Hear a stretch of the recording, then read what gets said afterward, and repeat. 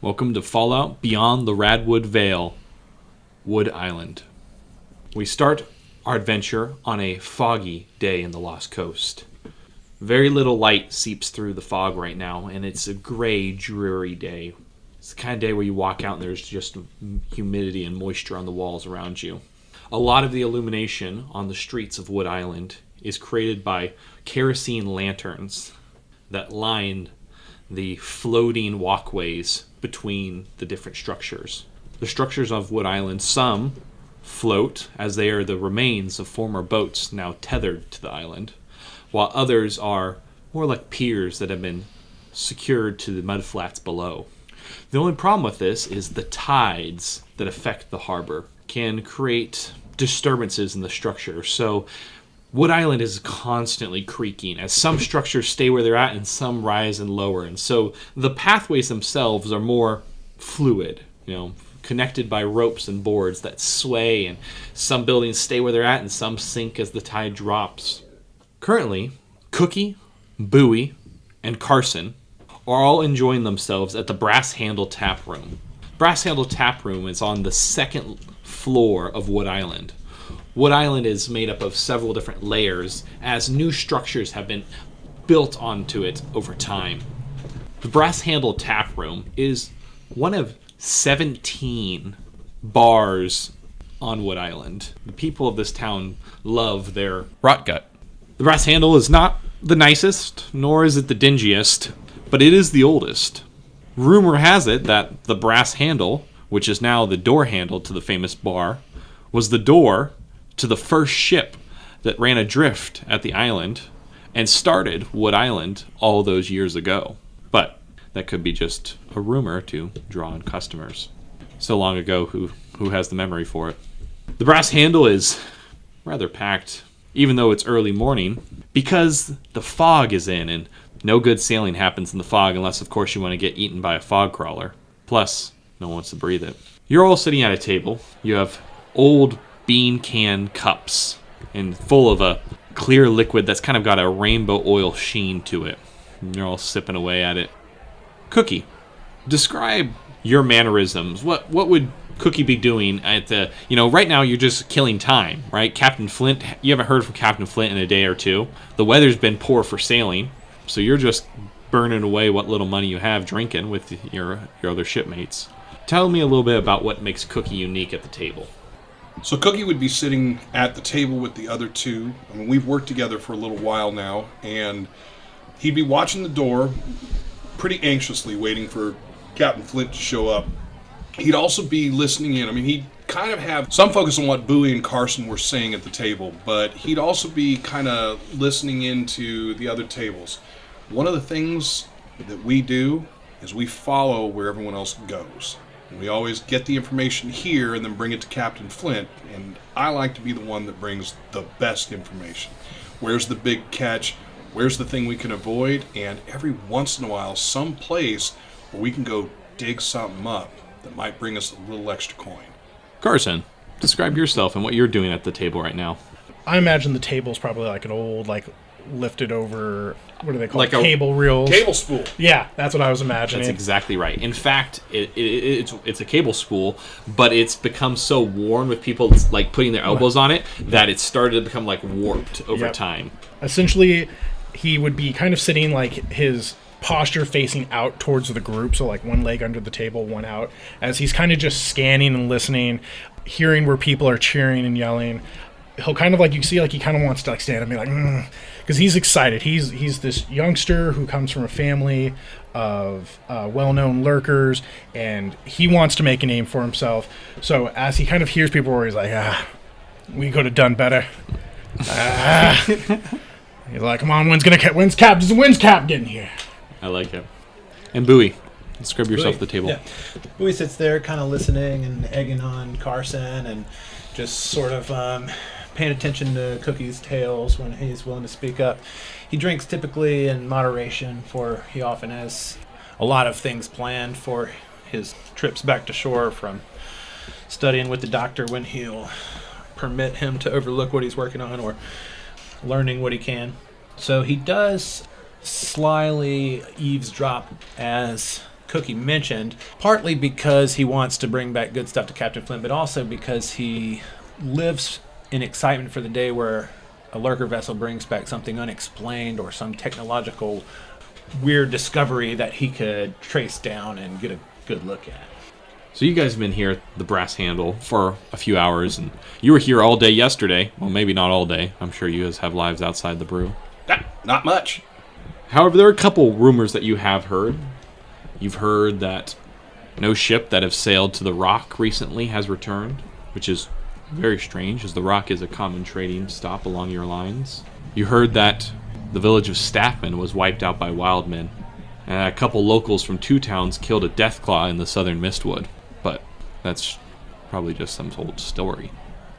As you guys down another cup of the rot gut, the doors to the tap room swing open, and Captain Flint finally walks in. Captain Flint seems a bit tired, bags under his eyes, like he hasn't been getting much sleep, even though it's still early morning.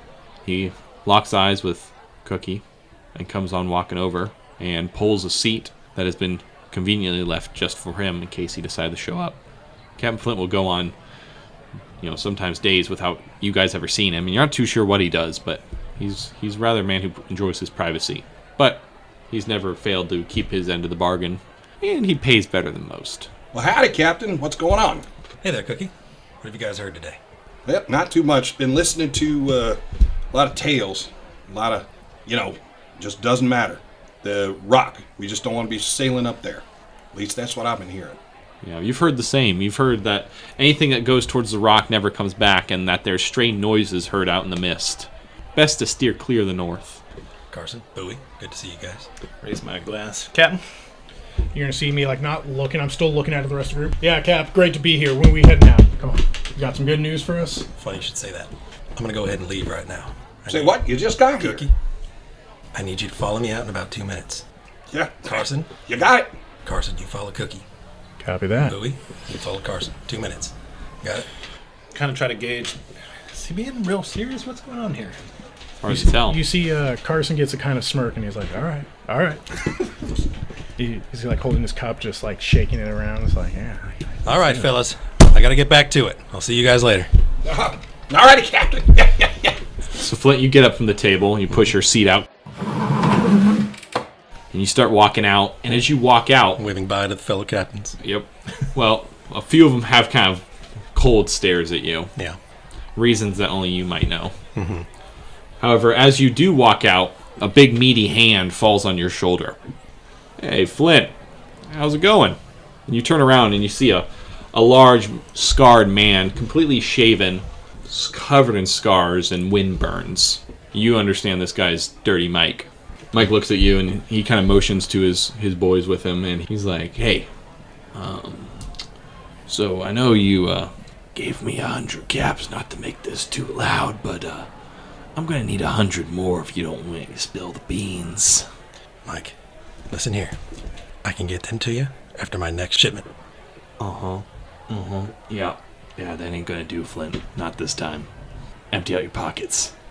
The three of you see, you don't hear this exchange, but you can see Mike has kind of pulled Flint aside to the door, and Flint is stoic as ever, but his back's against the wall, and Mike's a much bigger man than him, and is kind of towering over him. Carson is counting in his head. He was told 2 minutes after Captain stands up to follow, so he's just sitting there getting this bigger grin, just I know what a shakedown is. Yeah. I don't know what's going on, but this ain't good. But he's like, 2,000. When it hits 2 minutes, he's going to do something. He'll intervene. Carson, come on. We got to look at this. Yeah. Captain's being accosted. Yeah. He don't seem too happy about it. Are you going to do something, Cookie? Well, you only have a few seconds to decide. I got this rifle here. The captain did say wait. Murder is frowned upon on Wood Island. Nope, I'm still waiting. Okay, Buoy. I'm just going to reach around, pat my fishing knife that's sheathed on the back of my hip, make sure it's still there. Okay. In case that comes to it. Keeping an eye on the captain. Understood. Yeah, that ain't gonna cut it, Flint. I know how you are with money. You're like one of them bay eels, all slippery like. Now, cough it up. Mike, I don't have it right now. You want to come with me? No. I think you'll come with me. And he's going to punch you into the gut. Ooh. All right. He's going to take a swing at you. All right. So Mike's going to do an attack against you. Everything in Fallout uses 2d20s. You're trying to get at or below his special stat plus his skill together. Mike's strength is 7, and his unarmed is 3. So he needs to get a 10 or lower. Any 1s are considered critical. However, if you have a tag skill, which this is unarmed, and the number is equal or less than the tag skill, that also counts as a critical. In this case, Mike's got a tag skill of 3 and unarmed. It means if he rolls a 3 or less with either of these d20s, that's a critical. All a critical means is that's 2 successes. And what he's trying to roll against right now is Flint's defense. Flint, what's your defense? 2. Wow. So base defense in the game is 1. However, you have a really high agility. Is that right, Yep. Flint? What's your agility? Is 9. 9. That's a very high agility. So during character creation, you extrapolate some derived stats, and for you, agility gives you an extra defense. So what's going to happen? I'm going to roll these 2d20. I got to get 10 or less, and I have to get at least 2 successes. That can either come with both being less than 10, or maybe one of them being a critical. So I'm going to roll 2d20. Oh boy. So I rolled a 19 and 20, 20 being a complication. So he's going to take a swing at you, and you have like an iron girdle that you keep on, and he's going to punch right into the iron girdle. And pung! Ah! And he's going to hold his fist, which is now broken. And at this yell, his boys are going to come running towards the bar at you. Okay. Well, I kind of thought that Flint had it, but I think we better step in, boys. Can I pull my pistol and aim it at Mike's head? So, we're now going to go into initiative order because he got a surprise round on you. Okay. Everyone in the game has a derived initiative score. Flint, yours just so happens to be the highest in this scene. So everyone's going to kind of move. Your boys are going to get up from the table. Their boys are going to come from the bar. And you're going to go first. What's your action? Pull my pistol, my 44 pistol, Okay. aim it at Mike's head, Oh, wow. and tell his boys, you folks sure you want to do this? So your minor action is going to be to draw your weapon. Your action is going to be basically to exchange in dialogue. Yeah. So you're going to drop your 44, push it against Mike's head, and he's holding his hand. He's kind of bouncing up and down a little bit. And the moment your barrel presses against his temple, he freezes. And all his boys coming at you from the bar all freeze in spot 2, as do your crew. I'm assuming you guys. Hold up, boys. Hold up, boys. I think Captain's got it. Yeah. Still counting down that 2-minute timer. And you're going to hear Mike go, easy, Flint, easy. Hey, you don't want to piss off Gregory now, do you? Mike, I tried to solve this like a civil lurker. You're the one that tried to make this violent. Oh, hey, no reason to bring guns out. Tell you your know boys. the rules. Tell your boys to back down. I need that money, Flint. I'll have your caps. Is there intimidation in there? Yeah, speech. That's the closest thing to it. Flint, I would like to have you give me a speech test, please. All right. So, My speech, it's got 1 rank, and I've got 7 in charisma, so I got to roll under an 8. 8 or less. 8 or less. No, double 16s. Double 16. Yes. So, you failed the roll. So you're going to have that gun against Flint's head, and Flint's going to kind of turn and press the barrel of the gun against his forehead. He's like, you don't have the nerve. Okay. And Flint knows that murder is frowned upon. He's And calling this your is- bluff. Yeah, and this is one of Gregory's lackeys. He's right. You're right. Flip it back, put it away on cool. Yes. Flint's going to then just pistol whip him in the head real quick. All right, perfect. So after that, you're going to do a quick little improvise with the butt of your pistol. So roll 2d20 again. His defense is 1, Okay. and it's going to be melee, Oh boy. and you're using an improvised weapon. That is not great at all. Got to roll 4 under. I got a 3 and a 2. Holy cow! So 2 successes. not only the difficulty number was 1, but you got 2 successes, which means you have 1 in excess. In Fallout, any excess successes are converted into action points for the group to use. So now the whole group has 1 extra action point to use later on. So yeah, you hit. Now we're going to roll for damage. Additionally, with that action point, he can also use that to add 1 damage roll, but only with melee attacks. You can't use that in range to add extra damage. So, are you going to leave that action point in the pool, or are you going to add extra I'm damage? going to leave it there. This Okay. isn't meant to injures. Just a Understood. threat. So it is a unarmed strike. So it is going to be 2d6s. 3. Wow. 3 damage. Holy cow. Yeah. And because of the nature of the attack, it's going to be to the head. Yep. So you're going to pop, and he's going to stumble as he takes 3 damage right to the head, and he's going to have a little bleed come out of his temple. And everyone moves now. Cookie, you're up. Okay. Well, that's our cue, boys. Let's go. And I'm gonna run, leap off a table. I'm gonna tackle the first one coming off. Perfect. There's 3 boys that you guys are going to tackle with. So you're going to tackle the first one there. Cookie, do 2d20 roll for me, and this is unarmed. Okie doke. So this ought to be interesting. Cookie loves to fight. So I have 3 in unarmed. I have 7 in strength, so I need a 10. I am not tagged, so I have 1 success. What would you roll over there, Cookie? So I've got a 6 and an 11, so 6 is under that required 10, so I succeed. All right, you do succeed. His difficulty number, his defense is 1, so that's just a flat success. So I roll 4 damage. 2 of them are pip boys, but I don't think I have any special abilities with my just leaping off a table and tackling someone, so... Nope, no. 4 damage. There's no damage effects with the unarmed attack, but 4 is still going to be a good amount. And you tackle him to the ground, and he goes tumbling. Boom! And he smashes his head onto the side. And as you do this, the whole bar erupts, because now it's just... everyone's been stuck inside for 3 days because of fog, and boy, oh boy, they're looking for a reason to get rowdy. Woohoo! Let's go, boys!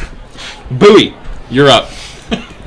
Okay, so I probably can't see a whole lot from where I'm at. I want to try to determine if any of the boys belonging to Dirty Mike are carrying anything that might cause Captain Flint a problem, such as a knife, a bottle, any, pistol. You can see that one of the boys, not the one that Cookie tackled, but one of the other ones has a shiv in his waistband. He hasn't drawn it yet, but if things get desperate, he might.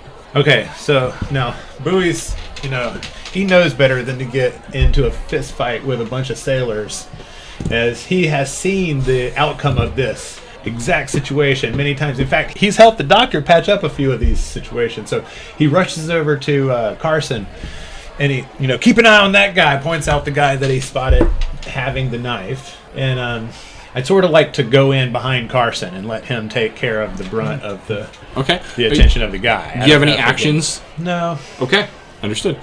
I will try to be. Can I sneak? Can I try to sneak around behind through the crowd? To Absolutely, try to it's chaotic. Slip out of sight Yeah. from these guys to get in some sort of. Cookie triggered a full-on bar fight, so there is plenty of places to hide now. Okay, and can I use my words to Carson as a speech test? Yeah, as an inspiration to go kick that guy's ass. Yeah, absolutely. I mean, I'm not very charismatic, but it's worth a shot. Yeah. The inspiration potentially puts action points into our pool, so great idea. Yeah, so that would just be a 5. And you want to also attempt to sneak? Yeah. Okay, so why don't you roll 2d20 for your sneak test? Oh. Sneak is 3 and agility is 6, so that's a 9. I'm looking for a 9 now. Okay. Wow. Wait. I have my pelt armor is shadowed, and if you have 4 shadowed pieces or less, you can reroll one of your d20s on a sneak test. Okay. So I would like to reroll a d20. Hey! There we go. So, yeah, you come behind Carson, and you're like, watch out for that knife, and all he hears is, bar fight, ka-ching, and things breaking. He doesn't even hear you, probably because you whispered it. Yeah. And you're like, good luck, and you tap him on the back, and then weave behind some people that are holding each other up by the collar and shaking each other, and you're kind of on your hands and knees, crawling on the floor. So, right, and I'm not gonna flee completely, but I am gonna attempt to make my attack as safe as possible. I totally understand. Everyone else is going to go now, and then it's going to be Carson, unfortunately. Carson, you're a little slow in the uptake there. Is he enjoying the Still drink? counting. He's like, come on, 158, Right, exactly. 159. It's a little OCD. Boss said 2 minutes. So perfect. I love it. All right, so everyone is going to, we'll start over here with Flint. Mike's going to come up and try to take an uppercut at you. Okay. So he's going to roll 2d20. He's going to get 2 successes. Oof, that's enough. Give myself an action point, and I'm going to use that to roll right into an extra damage. Defensive 2. Yeah, defense 2. Thank you so much. So I rolled a 9 and a 10. That's 2 successes, but you have a defense of 2. Yep. So just a flat success. His unarmed is going to be 2. So his strength is 7, so he's going to get 3 d6s for damage against Flint. And this is going to be into the left arm as he punches you for 2 damage. Oh, yeah. And I'm armored there, so nothing. All right, what kind of armor you got there? I have... I just got tough clothing and some leather Raider pieces. raider pieces for... So yeah, you have your arm and arms leg. kind of up like in a boxer stance, kind of shielding your face, and his blow comes in and just hits you into the arm, and it knocks you a little bit to the side. It kind of knocks the wind out of you, but doesn't hurt because you're ready for it. You know, this ain't Flint's first tumble. No. Cookie, you're on the ground, and this dude is going to start swinging at you. You're on top right now, but that's not going to stop him from taking some desperate jabs. 1 success. I have a defense of 2. You have a Cookie is defense very spry. You also have a defensive 2. Keep trying, boy. Keep trying. So he's swinging, but you've basically pinned both his arms up, and you're like, I don't know, spitting in his face or something like that. Like, you smell terrible, Cookie! You're hidden, so no one's going to swing at you, Buoy. Right. However, Carson, a bottle's going to come flying at your head. Yep. Shatters on the wall next to you. You don't even realize it was meant for you. Yep. Carson, you're now up.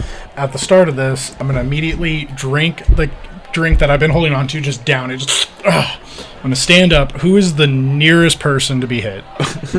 Do you want it to be one of Mike's men, or do you just the nearest person? Nearest person. Okay. He's ready to be in the best barroom brawl yet. Yeah. He's no Cookie, but there's a running tally on who's going to get the most, knucks out of this. So. Okay, yeah, fair enough. There's 2 gentlemen, and they were in the middle of an arm wrestling when this started, and now they are full body wrestling, and they bump up against your back. Oh, perfect, yeah. And there's no relation to the rest of the fight that's going on. Yep, I'm going to use an unarmored attack to try to hit these guys' heads together. Perfect. See if I can do that, if you would allow it. Absolutely, I'll allow it. So I haven't moved. Nope. Can you take aim with melee weapons? Yes. All right. So yeah, take your breath. Take a breath because I had the drink. I crack the knuckles a little bit, get bumped, turn, and then let's see if I can hit him. Yep. 1 and a 2. Holy cow. Okay. Is Tag unarmed? Yes, I am tagged and unarmed. And tag, both are under those tags. So that's my God. 2 success, 4 success. And they DC of 1. Yeah, so 3 points in.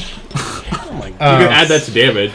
I could, but I think 6 dice is already a good place to start. How in the world do you have 6? Because I have a lot of strength, which increases my melee damage plus 2.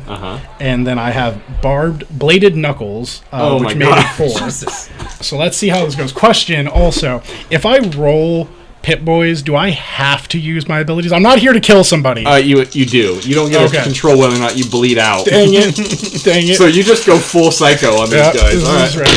All right. Wow. Well, nothing. I see 4 successes and 1 Pit Boy, so 5 successes. I have persistent and piercing because I have unarmed combat. What does persistent do? Persistent says, in this case, if one or more effects are rolled, the target suffers the weapon's damage again at the end of their next and subsequent turns for a number of rounds equal to the number of the effect rolled. So basically you cause them to bleed out. Yep. So give them a good hit. So they're taking 5 points of And it's damage. piercing. And it's piercing. So it ignores any armor they might have. Yep. So Carson, you get bumped, and these 2 total strangers are just fighting each other, and you stand up, and you crack their 2 heads together, and they're both kind of dazed, and then you take out your bladed brass knuckles and just give both of them a good gut punch with each, and they both hold their bleeding guts, and they fall down, and then you kind of realize, where's the real fight at? Let's go. Those 2 guys are both out of commission as they're now holding their bleeding guts. It's just he's gonna kind of look over him, and he's like, "Yeah, you shouldn't start something you're not ready to finish," and then look around to see the next target. All right, Flint, you just got punched in the shoulder. You can't take in the rest of this fight happening right now, so don't really react to anything Carson did because you didn't see it. Nope. Don't worry. Oh boy. Them. You're a psycho. They started it. I'd like to try to slink away. If they just walked away. You want to slink away? Yeah. You can't really slink away in the middle of a fight with someone like this. You can run. Yes. Okay, okay, fair enough. Yeah, not I thought you meant crouching, stealth. going in the shadows, and then leaving. No. No, you want to run. Yes, I'm just going outside. Okay. All right. So he's going to give me a good punch, and I'm going to duck away from him and book it for the door. Okay. So you can either spend your action to disengage. Yep. Or you can just use your bonus action to move, but he's going to get a free attack on you. I'm going to disengage. So you're going to disengage, and then use your minor action to just move outside the bar. Yep. Okay, so you bob and weave out of his way, and you just kind of go out the door, and you come out onto the second level of Wood Island. You're on a wood balcony that goes both left to right. There's staircases down either side, but they also both continue on in both directions with a couple other homes and businesses. This isn't the highest level of Wood Island, and out below you, you can see the roofs and clotheslines of the rest of Wood Island as it spreads out. You actually can't see the end of Wood Island because the fog is so thick right now. And you come out into the air. Don't need to wear a mask here because you're so close to all the ambient oil lanterns that the heat keeps the fog out. But now you're outside. What's your plan? I would like to spend 2 caps to get another major action. I'd like to ready another intimidate action. Basically just having the gun drawn right outside the doors, waiting for Mike to come out. Okay, fair enough. Cookie. All right, boys. This looks like 2 minutes starts now. Then I look down at the guys below me. And got 2 choices, boys. Stay down. I'm gonna teabag you. And that's it. So you're also going to try to. I'm gonna wait for his response. Understood. All right. He's going to go after Buoy. So yeah, I'm gonna try to make some space between me and the crowd, and poke my head up a little bit to see if I can get a lay of the land. Looking for where Carson jumped into the crowd and see him like across the bar messing with 2 guys that aren't even a part of our fight. Looking for Cookie, but I think he's on the ground somewhere. You can hear me.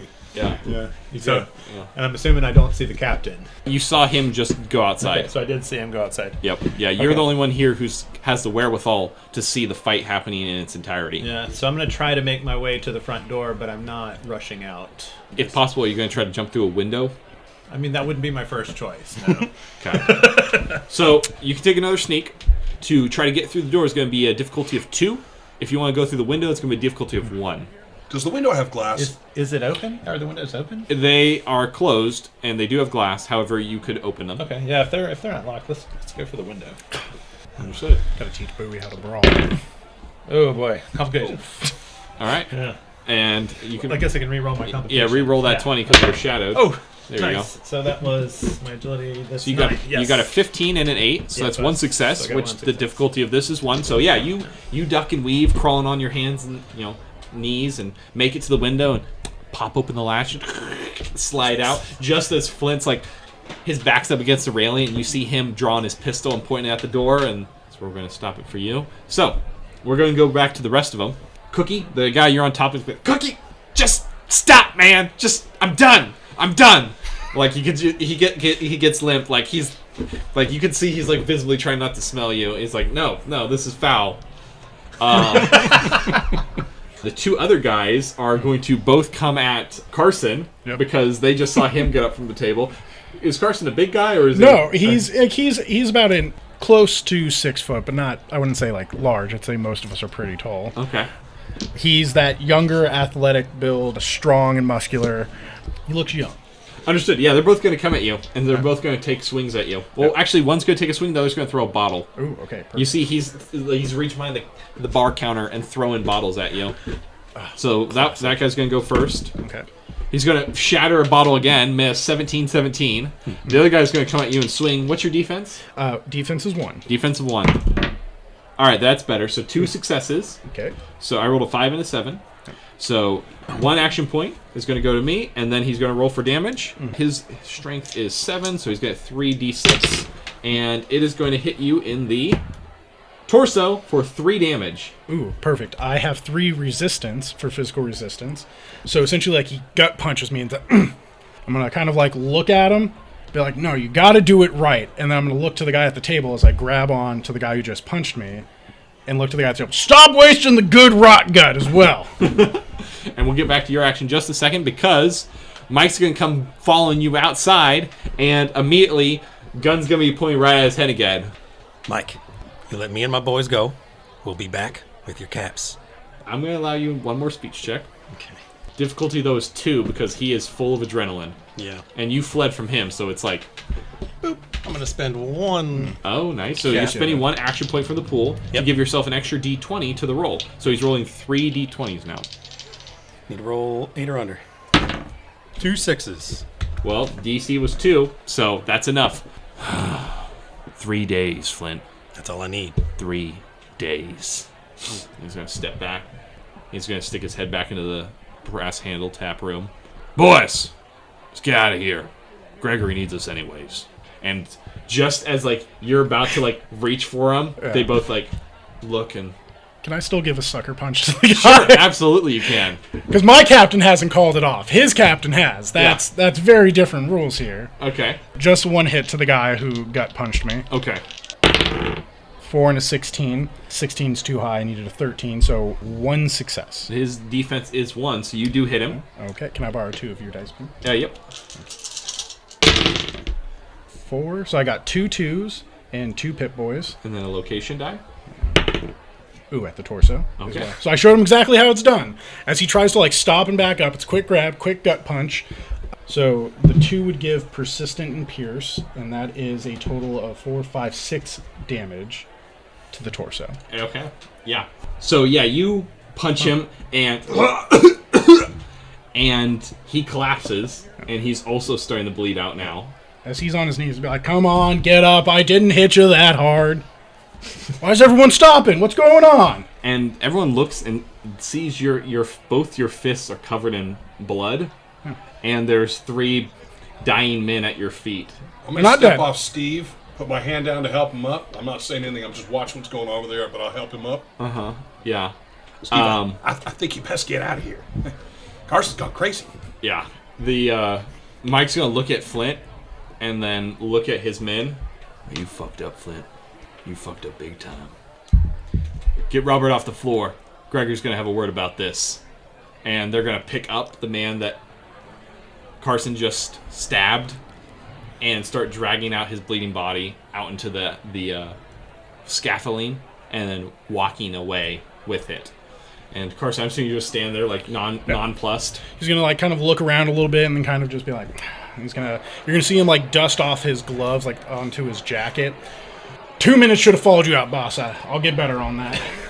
Carson, enough talking. Let's go. All right, let's get to work. Like, does he appear skipping to the 2 be minutes. like close? I mean, is he just like is he seriously wounded? Who's that? To the point where he may perish if he does not receive aid? The man that he's dragging. Yes. Yeah. So I'll just yell out, "Hey, Dirty Mike, hold on! Why don't you let me take a look at him? See if there's anything I can do for that fella." Screw off, Driftwood. He's in a pretty bad way, Dirty Mike. He might not last too long without medical aid. We don't need your fancy talk. As they're like walking away with him. Don't worry, Buoy. How about you, Captain? Are you all right? I'm fine. We need to get moving. If you say so. Okay. So you guys leave the brass handle rather quickly before at least someone comes to handle the business here. Yeah. Yeah. You know that this is a big deal. Yep. Hey, people got a little rowdy. Things got wild there, but they'll dust it off. All good. If he couldn't handle it here, can't handle it out on the seas. So on our walk, Carson, how many times have I told you don't put on the knuckles in a bar fight? Boss, I know, but you gotta look at these beauties. Yes, this is what keeps. He shows you his spiked brass knuckles. This is what keeps the business going. Yes, And they are beautiful instruments of death, but they are exactly that. Instruments of death. I appreciate the compliment to my mighty arm, sir. I won't do you wrong this time. So you guys start making your way out to the northwest docks, and as you guys were walking out, you see the fog cutter sitting at the end of this pier. Several other ships are also tied up here, but the fog cutter is quite distinct. It's about a 30-foot boat with a cabin in the middle of the deck near the front, and it's just got enough room for one man and a steering wheel. The main aft part of the ship has 2 cranes, lots of crates full of nets, both rope and chain nets. There's also a storage hold in the center of the deck where anything miscellaneous that is fished or found can be tossed. You know, of course, that the 2 cranes on there are meant for hauling back the big things, like a whole Mirelurk body. Mirelurk's not going to fit in that storage hold. It's way too small. The opening itself is only about 3 feet by 3 feet wide. And at the mast of it is a single blade kind of held upright, pointed to the sky. That's where the ship gets its name from, the fog cutter. It's got a blade on the front. And now you're standing out here. The pier itself is pretty heavily fogged as the the light and the heat of the lanterns doesn't really come out here. So as you both all walk out into the dock, you're all donning your gas masks, and you're following Flint. All right, lads. I need you to go home, get everything you need for a trip. We're leaving as soon as you can. How long we going, Captain? Hard to tell. I don't know yet. Okay. I'm grabbing everything. All right. You got 10 minutes. You'll see Carson nod and then immediately just start heading out. Buoy, you also go? Do you even have a home? Yeah, I have like a little shack somewhere. I kind of worry a little bit because it seems a little out of character for Captain Flint, but It is. I will comply without delay. Okay. So all three of you run back to your abodes. Mm-hmm. You go in there, you grab any food that you might have, alcohol, even, wherever that might be hidden. Yep. Any ammo, guns, clothing, lucky charms, as in the fetishes, not as in the cereal. Anything specifically you guys wanted to grab back at your home before you come back to the captain? Something different than what I've got on my sheet? No. Okay. Yeah, stuff on my sheet. Understood. Flint's gonna stop at home real quick and kiss Rachel goodbye. She's visibly disturbed. She could tell something's up, and she's like, "Why are you going out? It's so foggy." Don't worry, honey. I'll be back soon. It's madness. I'll be back. Kiss her on the forehead and walk out. Okay. She's like, "You better." I will. You walk out of your home and walk out onto the floating walkway that separates the buildings, and you start heading back to the docks. Carson, you go back to your home. There's an old fishing vessel that you live in. Its different rooms are all different people's apartments, so you're just one of probably 17 people that live in the hold of this ship. Mm-hmm. And so you grab your stuff. It's a small little metal room that you have. You grab your stuff and you go on and get out of there. Cookie, yours is kind of basically like a part of town that it's been so covered up by other structures that people just kind of forgot existed. The Warren. Yeah. And that's, you like it there because, you know what, no one really messes with you. And you can kind of be yourself there. No one judges you. And Buoy, describe your home for me. So yeah, it's a little, not very spacious, little four-wall shack, sort of close to the side of the dock where it just provides very little storage and security and a spot to lay my head. So as for my possessions, I'll grab my rifle, I wrap it with a cloth, tie it up, and I'll grab my bow and whatever arrows I have laying around, as well as my backpack, which contains my various supplies. Wonderful. So you all grab that, you start moving back. You all can hear the sound of yelling deeper in Wood Island. You have a feeling people are looking for Carson. Maybe Carson doesn't realize it, but everyone else does. You have the feeling if the captain council has their way, Carson might be keyhole for it. But that's if anyone dies from their wounds. Gave him a chance. Let me look at him. But they started it, man. This is self-defense. Plain and simple. The two that bumped into you. Yeah. And then the one at the end that stopped the fight, and he's just Hey, they meant me harm. That's all that matters. So, like a sucker punch because he wasn't even ready because he's trying to stop. right. No. It's like a Houdini punch. Yeah, exactly. It's called snaking them. Flint, you're first at your ship. You're at the fog cutter. You're Owen doing the ropes on it. I'm getting it prepped. The fog cutter itself has a couple little running lights, colored lights on either side, and then a single spotlight on the roof of The cabin. Forecastle. The forecastle, yeah. And that can be operated. There's a handle built into the roof that you can turn it. Nice. It's not on right now, obviously, but you're getting the ship prepped when Carson's the first to show up. Boss, ready? I'm gonna go in and immediately put everything down into the storage just real quick, because I'm imagining that's where we all keep our stuff until we actually start hunting. Yep. So that storage is not for your stuff. You have crates or metal boxes on the side to store your stuff. That storage is it's full of water. Copy. It's where you keep all the catch. Yeah. Then I'm just gonna quickly. I'm imagining we have our own boxes. Just put my stuff in there and start getting everything ready for the boat that we need to get going. Yep. You see the other two? Then pass them on my way here. As you say that, you see Cookie coming out of the mist. Cookie, come on. Captain, permission to come aboard. You know you got permission, Cookie. Come on. Just gotta ask, Come on, stow my stuff in my box, lock it down. So, you guys are on the boat. You're getting it locked down. The boat itself is kind of just surrounded by gray mist right now. You can maybe see the silhouette of a ship next to you, also tied up. But the dock itself, You can't see Wood Island at all. It's so thick. And out of the mist comes Buoy. Fog seems almost like part around him. Like you see him a lot sooner than you think you should. A little bit. There's a little bit of a weird presence with him. Very lucky, some might say. Come on, Buoy. Yeah, I'll rush over, wordlessly sort of jump on the boat and begin untying whatever's left. I tell you, Captain, that boy still gives me shivers. As he should. Paid good money for him. All right, everyone to your positions. I imagine we just pulled off the rope keeping us attached to the dock. Yep. Flick on the engine. Yep, so you turn on the fusion core. Yep. And the murky black water of the harbor kind of stirs up, and you put it in reverse and pull away from the dock. And as you do, you guys hear the and lights as people are coming at you guys from the dock. Yep. All right. Start the accelerator. God damn it, Carson. Carson. We're going a little quick. Where are we planning? We're going to Southport. And the boat kind of gets a little bit of that wake as it catches up, and you guys start sailing out into the mist west of here. However, it's quite treacherous as the fog is so thick right now. Very few people would dare to set out at such a time, at risk of running ashore somewhere or running into a fog crawler. What time is it exactly? I thought it was morning when we were at the... It is. Yeah. It's early morning. Okay. It's a very thick fog on this early morning. You guys are floating along, and what do you guys say? Carson, I don't know what I can do for you when we get back. You killed any of those men.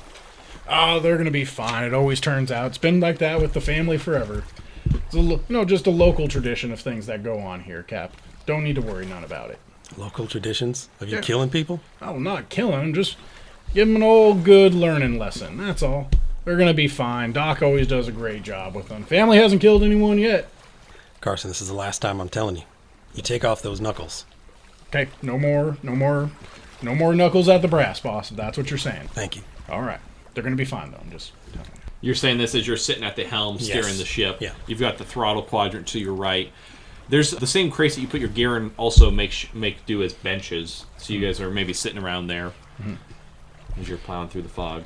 So, Captain, you said Southport. Yes. Yeah. We haven't been to Southport in been a year, or maybe more than a year, right? That's been a right. while. But now, it is about time I tell you folks. I got a tip. Something's coming on. Yep. So, you know the Scarecrow. Well, yeah, of course. Captain Blake Captain Blake's ship, of course. went missing about a week ago. Haven't heard a peep since. He's a decent captain. He's been on these waters a while. He sure has. Now, Did he head up to the rock? we don't know. But we got a tip. One of the survivors of his ship was found and taken to Southport. What are you thinking, Captain? I think he was hauling something big. At least that's what my contact says. Ooh, and we're gonna go pick it up? I certainly hope so. Oh boy, this could be a good payoff, boys. Are we going to get anything for finding the man as well? Of course, we're gonna get something for finding the man. We're gonna bring him in. Good. See, that's all I'm saying. Gratitude of Wood Island. That's what we're going to get for finding the man. Gratitude don't get you nowhere on our place. Hopefully we can replace one of the men that you downed. They're going to be up in a week, boss. You just put a little rock gut on it. I gave them all gut shots. They're going to be fine. You know, I don't share your optimism. Well, you just need to learn to look on the foggier side of life. All right? But we're going to get a big payout. We got reputation. Their ship's gone. This is an opportunity for us. We're going to be making it big. Good call, Captain. Good call. We're going to earn it. Well, that's gonna be if we can figure out what they was going up there to do. Oh, we got the strength. We got the know-how. Hell, we got the luck. Deal with it. Buoy out here is probably going to guide us through it. You know, you ain't pointed at me once. Skill includes too. I can't. Did Carson wash his hands on the way, or are they still covered in Blood spraying everywhere. Yeah. Well, remember, he dried them wiped off on them on his himself, shirt. and then he, Once we get kind of in the water, he'll splash them over real fast. Now, the contact didn't know the survivor's name. All we get is that there is a survivor. Do we know where they picked him up at? Where they found him? Yes. Not a specific location, just south. And that's why they took him to Southport.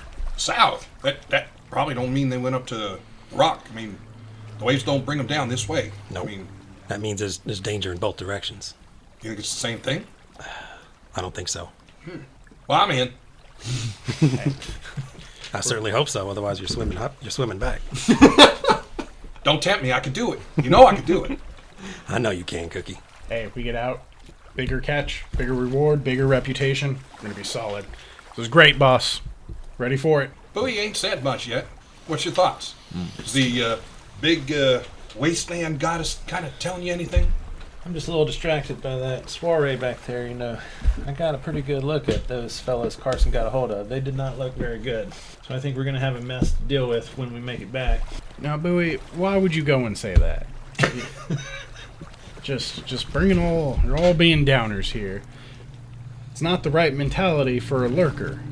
We know what we do is dangerous. We know we get hurt, but we pull through. We're tough folk. Right, but normally we get hurt out here on the sea. Yeah, it ain't not- supposed to be What- dangerous inside the grass. What do you think? What do you think our island is? It's not on the harbor? You don't think we're floating on water? That's in our blood. Well, the blood's mostly in the brass handle at this point. Yeah. See, Cookie gets it. He's understanding how the luck works. If you guys say so. Look, they'll be good, all right? And if we need to owe or pay, I'll pay it. That's what happens. Family's been doing it. We're going to be fine. As you feel that you're a safe distance from Wood Island, you slow down the power as Ease up on going the full throttle. speed through the fog is Mighty just waiting dangerous. for a disaster to happen. You pull that power back and begin a slow kind of troll as the fog cutter sails deeper and deeper into the mist. That's what we're going to call it for today. All right. So when we're sailing through the fog, just for...